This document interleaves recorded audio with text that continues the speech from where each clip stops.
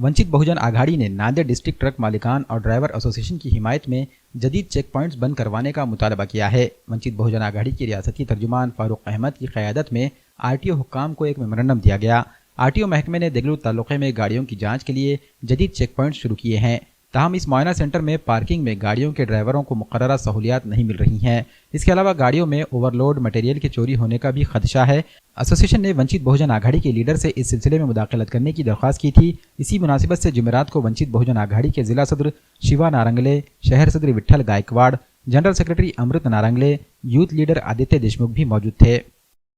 महाराष्ट्र सरकार लूटमार करने के लिए, डकैती डालने के लिए अलग अलग तरीके अपना रही है और अभी महाराष्ट्र सरकार ने जो बॉर्डर के ऊपर चेक पोस्ट होती है उसको आरटीओ की चेक पोस्ट को प्राइवेटाइजेशन करके प्राइवेट कंपनी को देकर वहाँ पर वेइंग मशीन लगाकर, कांटे लगाकर उसका ओवरलोड चेक करने की और उसको भी भरमसाट यानी बेछूट तरीके का दंड बताकर भ्रष्टाचार के नए नए रास्ते ओपन करने का काम महाराष्ट्र सरकार द्वारा हो रहा है। उसी के तहत देगलूर के ऊपर एक चेक पोस्ट को अलॉट किया गया है और इस चेक पोस्ट के लिए जो सरकार का आदेश निकला है उसमें बताया गया है कि गाड़ियों को ठहरने के लिए वहाँ पे पर्याप्त जगह होनी चाहिए, पार्किंग का वहाँ पे बड़ा हब होना चाहिए, ड्राइवर के लिए रेस्ट रूम और फ्रेश रूम होना चाहिए।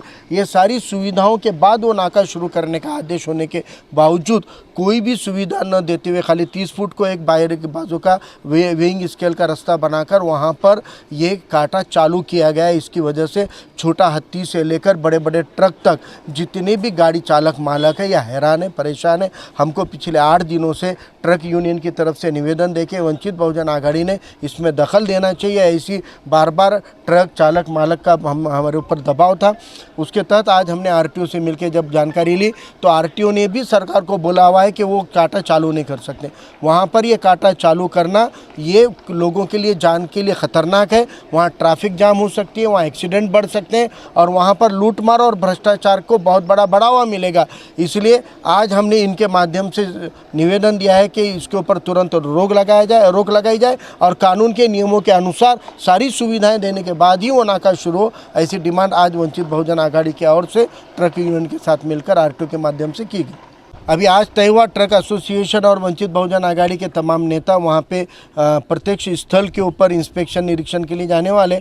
वहाँ की परिस्थितियों को देखते हुए निश्चित राजनीतिक पार्टी राजनीतिक आंदोलन के माध्यम से ही अपनी बात को रखती है। हमारे पास आंदोलन का इख्तियार है, एक रास्ता है और हम अपने रास्ते और इख्तियार का इस्तेमाल करेंगे और आने वाले दिनों में वंचित बहुजन आघाड़ी तय करेगी कि किस प्रकार का आंदोलन वहाँ पे करना है और एक बड़ा आंदोलन हम करेंगे।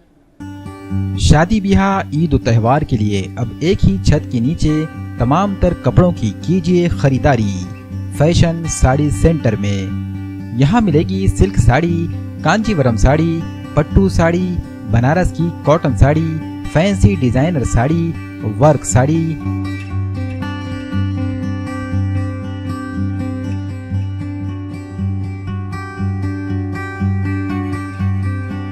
रेडीमेड गरारा, शरारा, लांचा, वन पीस, खड़ा दुपट्टा, पंजाबी ड्रेस मटेरियल,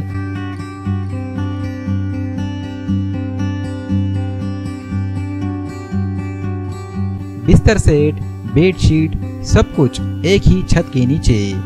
बेहतरीन लाजवाब क्वालिटी के कपड़ों से भरपूर फायदा उठाएं। हमारा पता है fashion sari centre, workshop road, Srinagar, Nanded.